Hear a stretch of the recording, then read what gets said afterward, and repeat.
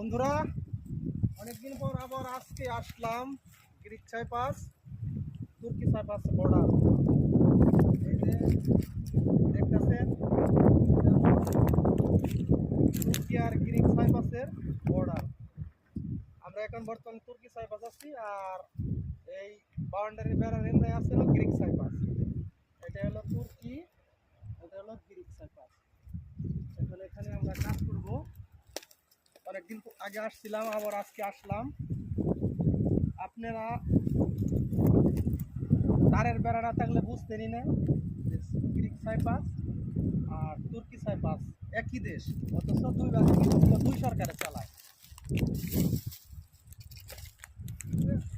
সামান্য একটা তারের বেড়া, এটা হলো গ্রিক সাইপ্রাস, তুর্কি সাইপ্রাস।